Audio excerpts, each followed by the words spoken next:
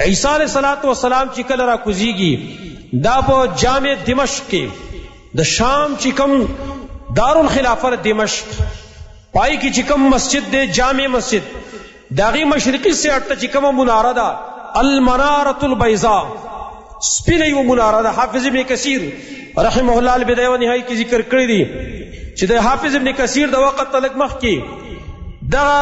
مناره چې کومه مسلمانانو د دمشق کې قبضه کو د نصاراو نه قبضه کو نو اق مناره مسلمانانو د سپینې ګټې نه جوړ کړه او دا د نبی صلی الله علیه وسلم دا یو معجزم ده چا کوم خبر ورکړ مکه شان تاغه مناره البیضاء وس موجود ده. سپینه مناره د په جامع دمشق کې جامع مسجد د دمشق کې چې مشرق سے اٹته دی پای باندې برا کوزیږي بین محرودتین چې هغه به کپڑے اغوستلی وي داسې کپڑے به اغوستلی وي چې هغې له به د زعفرانو دغې رنګ ورکړی شوي زعفرانو دغې په شان رنګ به یې ته ومایلی معصفر جامې هغه به اغوستلي په دغه جامو کې به را کوزیږي واضعا کفیه علی اجنحة ملکین او کله چې را کوزیږي په دغه منارة البیضاء سپینه مناره باندې دو ملائک دی په دې وزرو به لاسونه یې ښودل و را کوز به شي او داسې کیفیت په اذا طأطأ رأسه یقطر و اذا رفعه تحدر منه جمان كاللؤلؤ کله چې دا سر داسې ښکته کی نو د هغې نه به چې کوم دی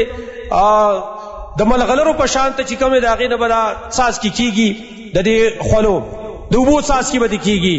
او کله چې دا سر پورته کی نه هم د ملغلرو په شان ته به د هغې نه څاڅکي کېږي د اوبو داسې کیفیت به یې د هغه چې کله په جامع دمشق کې هغه را کوزېږي او چې کله را کوشي نو وایي کافر سړی به د هغه چې کله بوی محسوسوي هغه به مریسته فلا يحل لکافر یجد ریح نفسه الا ماتا کافر چې کلم دغه بوی محسوسوي د عیسی علیه السلام مرګ به پرې راځي او دا بوی د کومه پورې ځي ونفسه ینتهي حیث ینتهي طرفه د عیسی علیه السلام دغه بوی چې کوم دی دا به هغه ځای پورې رسېږي چې کوم ځای پورې د عیسی علیه السلام نظر لګي دونه لرې پورې مقدار باندې به د هغه نظر لګي چې کله کافر دا بوی محسوسوي هلته مري او بیا په دجال پسې ورپسې شي ځکه چې اصل کې خو هغه راکوزېږي د دجال لپاره که نه نو فیطلبه دجال به طلب کوي حتی یدرکه بباب لد نو بیا لد مقام چې اوس د اسرائیلو ایرپورټ دی هلته عقل ته به ګیر کی او بیا به عیسی علیه السلام چې کله قتل کی دجال هغه به چونکې په خلکو باندې تیر شوی او ځنې خلکو به هغه خو منودلی خو ځنې خلکو به د هغه د الوهیت نه انکار کړی کومو خلکو چې د هغه د الوهیت نه انکار کړی پای به لږ تکلیف راغلی قاسالي و پرې راغلی سخته و پرې راغلی عیسی علیه السلام به د دجال د قتل وروسته بیا را روان شي او هغه خلکو خواله به راشي چې هغه به الله محفوظ ساتلی دجال نه نو فیمسح وجوههم هغه به د دیو مخونه مسه کی د شفقت په طرز باندې ویحدثهم بدرجاتهم فی الجنه ای ته به بیان وکړي چې ستاسو په درج کې او جنت کې الله دا درجې ستاسو لپاره لیکلي دي تاسو په دې باندې خوشحاله شئ زیرې به هغې ته ورکړي دا عیسی علیه السلام د هغه صفت د نزول یو مخکې روایت کې تیر شي چې عیسی علیه السلام کله راکوشي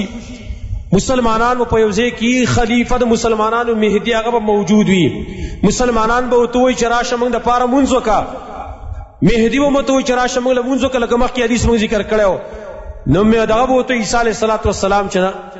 امام بس تاسو امامت به کوي مهدي ته به وایي ته مخکې شه دا د دې امت عزت دی د دې امت اکرام دی چې الله والا ورکړی زه ورپسې نن ودرېږم نو مهدي به امامت کوي د هغې نه وروسته به مهدي به وفات کېږي او خلافت تو بیا عیسی علیه السلام ته ملاویږي لکه وروسته به د هغې انشاءالله خپل ځای کې تذکره کوو